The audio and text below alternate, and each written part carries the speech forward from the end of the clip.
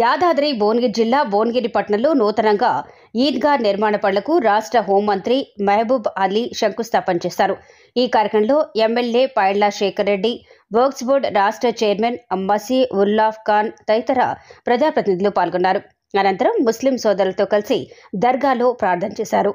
MLA Shekhar Reddy మాట్లాడుతూ ఈద్గా నిర్మాణానికి funds ద్వారా 2 కోట్ల రూపాయలు కేటాయిస్తామని హామీ ఇచ్చారు. వచ్చే రంజాన్ పండుగ వరకు నిర్మాణ పనులు పూర్తి చేసుకుని రంజాన్ పండుగ ఇక్కడే సంతోషంగా చేసుకుందామని ఎమ్మెల్యే అన్నారు. హోంమంత్రి మహమూద్ అలీ మాట్లాడుతూ ఎమ్మెల్యే పైళ్ల శేఖర్ రెడ్డి భువనగిరి ప్రజలకు ఎంతో మేలు చేస్తూ ప్రజల్లో మంచి పేరు తెచ్చుకున్నారు అని అన్నారు. అలాగే ఈద్గా కోసం స్థలాన్ని కేటాయించినందుకు సంతోషం వ్యక్తం చేశారు. తెలంగాణలో కేసీఆర్ చేస్తున్న పనులు నీళ్లు నిధుల ద్వారా కాళేశ్వరం నుండి మంచినీటిని తెచ్చి ప్రజలకు నీటి కష్టాలను తీర్చారు. అలాగే పోలీసు యంత్రాంగం సీసీ కెమెరాలు ఏర్పాటు చేసి నేర చరిత్రను అరికట్టేలా చేశారు. కేసీఆర్ తెలంగాణను దేశంలోనే మొదటి ప్రాధాన్యత వచ్చేలా అన్ని విధాలా తయారు చేశారన్నారు. రంజాన్ పండుగ వరకు పూర్తి చేసుకుని మళ్లీ ఇక్కడే నమాజ్ చేయటానికి వస్తాను అని అన్నారు.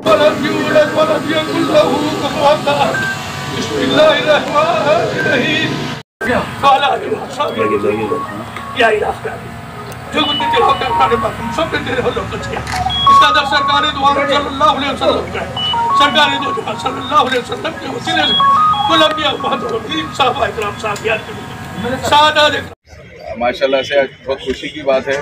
जो 1997 से केस चल रहे थे आ रहा था कोर्ट की ज़मीन के ताल्लुक से, उसमें पहल करते हुए हमारे होम मिनिस्टर साहब की जुस्तजू से और ख़ासकर यहाँ के एमएलए साहब जो एक अच्छी गंगा जमुना तहजीब की मिसाल रखते हैं, जो कि आज ये चीज़ हासिल करने में कलेक्टर को लेकर यहाँ पे सर्वे कराकर यहाँ कईयों लोग ऐसा उनके ऊपर भी अटैक करे, कईयों बार या जो सो तकरीबन मुसल्लियों पे यहाँ के महल्ले के मुसलमानों पे गैर मुस्लिम पे उनकी जुस्तजू और ख़ासकर हमारे यहाँ के म्यूनसिपल चेयरमैन, यहाँ के काउंसलर्स पूरे मिलकर और ख़ासकर यहाँ के जो मुसलमान हैं पूरे उनकी जद्दोजहद को देखते हुए मैं खुद आगे बढ़कर यहाँ पे हम लोग सर्वे लोगों की खासकर आपके चेयरमैन साहब, आपके एमएलए साहब, आपके जितने काउंसलर्स हैं उनकी मेहनत की तरफ से ये चीज़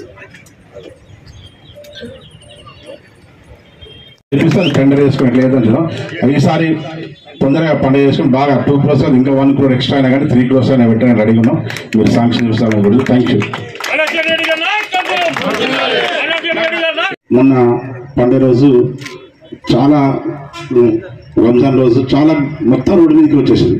ఎట్ ఎనీ కాస్ట్ మనకు కావాలని చెప్పి అప్పటిదప్పుడు డిసిషన్ తీసుకొని యాజ్ పర్ లీగల్గా ఎట్లా ప్రొసీడ్ అని చెప్పి లీగల్ డాక్యుమెంట్స్ అవన్నీ తీసుకొని, కానీ గొప్పగా ఏంటంటే మహమూద్ సార్ నాకు తెలిసి ఇంత గొప్ప హోమ్ మినిస్టర్ రాబోదు. అంత ఈజీ మనం ఫోన్ చేస్తే ఇట్లా ఫోన్ చేయగానే లేపుతాడు, రెస్పాన్స్ ఇచ్చే గొప్ప వ్యక్తి.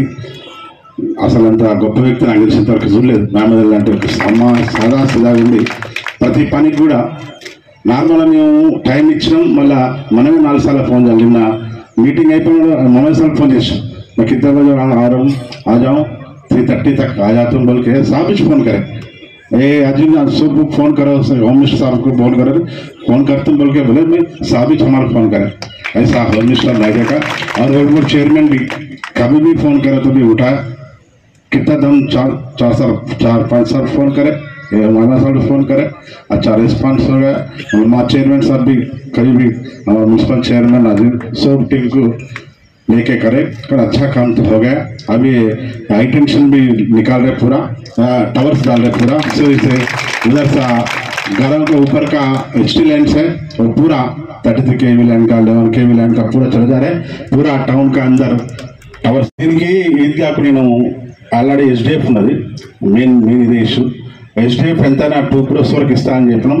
కాబట్టి SDF దీనికి వచ్చేటట్టుగా అంటే దీనికి అలాట్మెంట్ ఈద్గా అంటే అలాట్మెంట్ ఈజ్ డిఫరెంట్ కదా. మీరు సహకరిస్తే నాకు ఆల్రెడీ SDF ఫండ్ ఉన్నది మీకు ఇస్తాం, దానికి ఒక 2 crores దీనికి ఈద్గా 2 crores రూపీస్.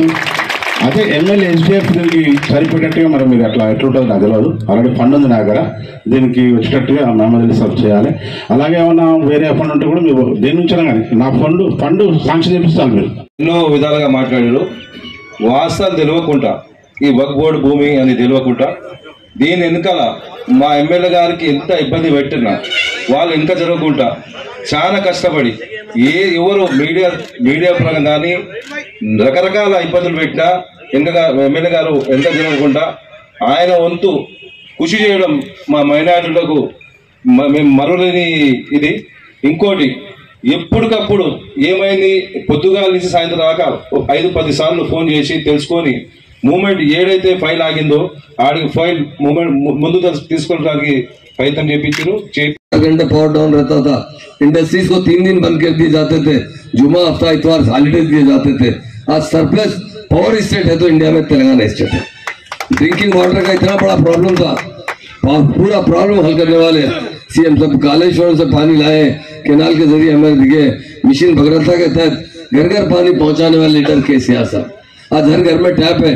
आप देखते हैं नलगोंडा डिस्ट्रिक्ट में क्या हाल था, फ्लोरेसेंस पानी की वजह से लोग अपने हाथ पांव माजूर हो जाते थे। सीएम साहब ने असेंबली में 1 साल के अंदर ही ऐलान किया कि आने वाले इलेक्शन से पहले तक हम पानी नहीं देंगे तो मैं कांटेस्ट नहीं करूंगा। ये कहने वाले बहादुर लीडर कोई तो केसीआर साहब। आपके भुवनगिर के अंदर इतनी बड़ी ईदगाह का फाउंडेशन रखा गया, उसके लिए मैं खास तौर से आपके हरदिल अजीज एमएलए शेखर रेड्डी साहब को मुबारकबाद देता हूँ, शुक्रिया अदा करता हूँ। और जो हमारे डायनामिक बोर्ड चेयरमैन है, बहुत एक्टिव रहते हैं, बड़ा अच्छा काम करते हैं, हर जगह से उनकी तारीफ होती है। मसीउल्लाह खान साहब, वहाँ म्यूनसिपल चेयरमैन अंजनेला साहब, आपका बहुत शुक्रिया अदा करता हूँ। पहले भी एक बार आया था, मैं आपसे मुलाकात किया था। यकीनन ये गंगा जमुना तहजीब है तेलंगाना के अंदर, जो भी काम होते हैं मुसलमान भाइयों के लिए हिंदू भाई आगे बढ़ते हैं, हिंदू भाई काम के लिए मुसलमान आगे बढ़ते हैं। ये 2014 के बाद हमारे ऑनरेबल सीएम साहब ने गंगा जमुना तहजीब को जो फरोग दिया है उसकी मिसाल है। ऑनरेबल चेयरमैन ग्रंथालय श्री अमरिंदर गौड़ साहब, प्रेसिडेंट रैतु समन्वय कमेटी श्री कोपुला अमर साहब, टाउन प्रेसिडेंट श्री किरण कुमार साहब, हमारे काउंसलर जनाब ख्वाजा अजीमुद्दीन साहब जो बहुत आगे बढ़कर काम करते हैं, अल्लाह उनको मुबारक करे। और हमारे बुजुर्ग जनाब मौलाना ख्वाजा बशीरुद्दीन साहब, और एक हमारे बुजुर्ग है जो मौलाना अकबर साहब, जो आज फाउंडेशन में सामने रहे, फाउंडेशन जनाब इकबाल चौधरी साहब, जनाब एम.ए. रहीम साहब, एडवोकेट साहब, म्यूनसिपल कमिश्नर जनाब साबिर अली साहब, और BRS के लीडर हैदराबाद साहब बदरुद्दीन साहब, और यहाँ के मुकामी लीडर मुनव्वर खान साहब। तेलंगाना पुलिस ने खास तौर से आवाम में शौर पैदा करने के लिए फ्रेंडली पुलिसिंग तरह काम करते हुए आवाम में एक एतमाद हासिल किया। शी टीम भरोसा सेंटर बनाकर आप देखेंगे हमारे पास CCTV कैमरे जो है, इंडिया में जितने कैमरे हैं उसका 64% कैमरे हमारी स्टेट के अंदर है। ये हमारे लिए बड़े फख्र की बात है। कमांड एंड कंट्रोल आप देखिए, हमारी स्टेट नहीं होने के बावजूद भी इंडिया में नंबर 1 कमांड एंड कंट्रोल, जिस तरह जापान जर्मन में है, जिस तरह दुबई में, उससे अच्छा कमांड एंड कंट्रोल हमारे पास बना है। जहाँ पर पुलिस स्टेशन कायम किए गए, अंदर CP हैदराबाद रहते हैं, उसके साथ साथ जो आज क्राइम चल रहे हैं, खास तौर से जो साइबर क्राइम होते हैं, नारकोटिक्स जो लोग धंधा करते हैं ड्रग्स का, उसके लिए उसी के अंदर पुलिस स्टेशन कायम किया गया और हैदराबाद और सैबराबाद के कमिश्नर उसका डायरेक्टर बनाया गया। मेरा बोलने का मतलब है आज हमारी गंगा जमुना तहजीब, हमारा प्यार और मोहब्बत सारे हिंदुस्तान में नंबर 1 है, तो हमारे तेलंगाना स्टेट में आज मैं भुवनगिर के तमाम बुजुर्ग भाइयों को, तमाम नौजवानों को मुबारकबाद देता हूँ। आपसे एक ही गुजारिश करता हूँ, आपका एक ही काम में आने वाले टाइम शेखर रेड्डी साहब के हाथ मजबूत करना, कि आपकी अपनी जिम्मेदारी है। क्यों?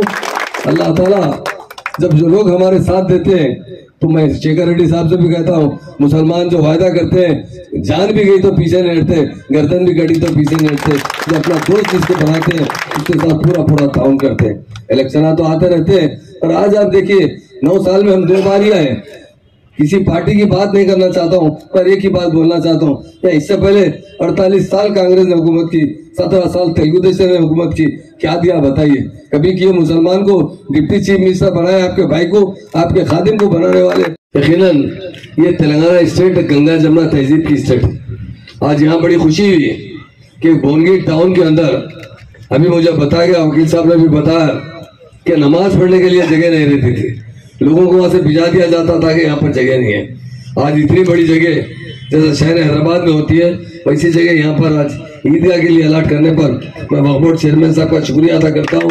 और हमारे आपके हरदिल अजीज MLA साहब शेखर रेड्डी साहब ने जिस तरह जुस्तजू करते हुए जगह हासिल करने की कोशिश की, यकीनन हमारे लिए यहाँ के मुकामी लोगों की और हमारे कॉर्पोरेटर हजरात की और जो लोगों ने इसमें आगे बढ़ चढ़ कर हिस्सा लिया ताकि वक्फ बोर्ड की ज़मीन एक ईदगाह के लिए नमाज के लिए इस्तेमाल में आ सके।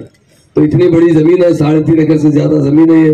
और इंशाल्लाह अभी वक्फ बोर्ड चेयरमैन साहब ने कहे कि आने वाली बकरीद की ईद यहीं में पड़ी जाएगी, इंशाल्लाह ज़रूर पड़ी जाएगी। और कल से ही जो भी JCP से लगाकर फौरन इसको अच्छा कर दिए। शेखर रेड्डी साहब ने कहा कि हाई टेंशन वायर हटा दिया जाएगा, बजट भी 2 करोड़ देने की बात की। हम जरूर इससे भी ज्यादा खर्चा होगा, मैं अपने तरफ से भी कुछ दूंगा, मगर हमारे CM साहब से भी जाकर और कुछ जरूरत पड़े तो हम शेखर रेड्डी साहब जाकर लाएंगे। बहुत अच्छी ईदगाह मैं समझता हूँ हैदराबाद में नहीं, तेलंगाना में नंबर 1 ईदगाह तो भोनगिर में होगी। मीडिया के दोस्त भी है यहाँ पर। मैं एक बात बताना चाहता हूँ, जहां जहां पर भी वक्फ बोर्ड की जमीन है, CM साहब ने जैसा ही तेलंगाना बना उन्होंने उस जमीन की रजिस्ट्री साबिका में होती थी। साबिका दौर में CM साहब ने 21A में डालकर सारे वक्फ बोर्ड के जमीनों की रजिस्ट्री रुकाने वाले कोई लीडर है वो KCR साहब। वक्फ बोर्ड की जमीन की हिफाजत करना है, हर जगह जगह बहुत अच्छे इस्तेमाल में आ रही है। और जब से मसीहुल्लाह साहब चेयरमैन बने हैं वक्फ बोर्ड में बहुत से सुधार आया है। वहाँ लोग पहले बहुत मायूस होते थे, और तेलंगाना बनने के बाद CM साहब ने वक्फ बोर्ड को एक्टिव किया। और सेकेंड टाइम पे जब मसीहुल्लाह साहब बने तो बहुत ज्यादा टाइम देकर लोगों के मसाइल हल कर रहे हैं। मैं उसके लिए उन्हें मुबारकबाद देता हूँ। वक्फ की जमीन जो होती है वो अल्लाह की जमीन होती है, उसकी हिफाजत करना हमारा फर्ज बनता है। यकीनन हमारे बुजुर्गों ने अपनी औलाद के नाम पर नहीं दी, वक्फ के नाम पे वक्फ बोर्ड को वक्फ कर दी जमीन। वक्फ के मतलब ये है कि अल्लाह की अमानत है, इसकी हिफाजत करना हमारा जिम्मेदारी है, और हमारे CM साहब इसे पूरी तरीके से अमलावरी ला रहे हैं। और एक बात बताना चाहता हूँ, तेलंगाना बहुत मुश्किल से मिला है। 14 साल जद्दोजहद करने के बाद हमारे CM साहब ने तेलंगाना लाया है। तेलंगाना लाने से पहले तेलंगाना में 10 डिस्ट्रिक्ट थे, हैदराबाद छोड़कर 9 डिस्ट्रिक्ट बैकवर्ड थे। हम दिल्ली में CM साहब के साथ जाते थे, बहुत से पार्टी के लीडर्स जिसके पार्लियामेंट में नुमाइंदगी करते थे CM साहब से कहते थे, राव साहब ये क्या तेलंगाना बोल रहे हैं आप, तेलंगाना पूरा बैकवर्ड है, क्या करेंगे तेलंगाना लेकर, यहाँ पावर नहीं है, यहाँ फार्मर सुसाइड कर रहे हैं, यहाँ कोई केनाल से पानी देने का इंतजाम नहीं है, यहाँ लैंड ऑर्डर बहुत खराब है, नेक्सिज्म है, यहाँ पर क्रिमिनल राइट्स होते हैं, हमेशा फिसादात होते हैं। आप ये बैकवर्ड तेलंगाना लेकर क्या करते हैं? जब देखो अखबार में पढ़ते हैं तेलंगाना के फार्मर सुसाइड कर चुके हैं। CM साहब ने कहा एक बार बनने दीजिए आप, उसके बाद तेलंगाना के अवाम का जो जज्बा है काम करने का, लोग समझते हैं कि पहले आंध्रा के लोग काम करते हैं, वो उससे नंबर 1 काम करने वाले लोग हैं तेलंगाना के अवाम। स्टेट के अंदर एक डिप्टी चीफ मिनिस्टर मुसलमान को बनाया गया। साबिका में मुझे रेवेन्यू मिनिस्टर दिया गया था। हिंदुस्तान आजाद होने के बाद पहला रेवेन्यू मिनिस्टर मेरा हमारे स्टेट का, इससे पहले कोई नहीं रहा। बाद में फिर होम मिनिस्टर दिया गया, इसलिए दिया गया कि मुसलमानों को हिम्मत हो, ताकत हो, एहसास कमजोरी ना हो। लोग डरे हुए रहते थे मुसलमान, पहले हमको कौन पूछने वाला है भाई, कौन देखने वाला है। अगर आज कोई देखने वाला लीडर है वो KCR साहब है। इसलिए मैं तमाम भाइयों से यही गुजारिश करता हूँ कि आप उनके हाथ मजबूत कीजिए। आने वाला वक्त हमारे लिए बहुत बेहतर रहेगा, बहुत बेहतर रहेगा। हम इस तरह तरक्की करते जाएंगे इंशाल्लाह। ईदगाह ऐसा बनेगा, मैं खुद फिर आएंगे हम इसके बाद, ये रमजान से बकरीद से रमजान से पहले तक इंशाल्लाह हैदराबाद में तेलंगाना में नंबर 1 ईदगाह ये भोनगिर का ईदगाह रहेगा। और सब लोग हम लोग आएंगे इंशाल्लाह। बड़े नमाज भी जरूरत पड़ने पर मैं खुद भी आकर एक बार यही, मैं और मसीह भाई नमाज पढ़कर जाएंगे। मैं सब भाइयों को मुबारकबाद देता हूँ, सभी को दिल की गहराई से मुबारकबाद देता हूँ। और खास बात हमारे तेलंगाना के अंदर जो गंगा जमुना तहजीब है, आप देख लिए हिंदुस्तान में क्या क्या है, बड़े मुश्किल के हालात से लोग जिंदगी गुजार रहे हैं। और हमारे तेलंगाना में देखिए प्यार और मोहब्बत और भाईचारे के साथ जिस तरह हम लोग रहे हैं उसकी मिसाल कहीं नहीं ले सकते।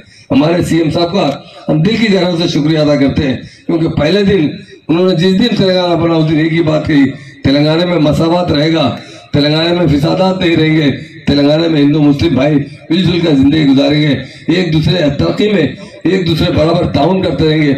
आज मुझे यहाँ पर ताउन हमारे हिंदू भाइयों का हमारे जो दिखा है मुझे, उसका मैं भाइयों का भी बहुत शुक्रिया अदा करता हूँ। और ये गंगा जमुना तहजीब आगे तक इसी तरह कायम रहेगी। और हमारे MLA साहब का, चंद्रशेखर रेड्डी साहब को, शेखर रेड्डी साहब को मैं दिल की गहराई से मुबारकबाद देता हूँ। और बड़े अच्छे दिल के इंसान है, बहुत मिलजुल के रहते हैं।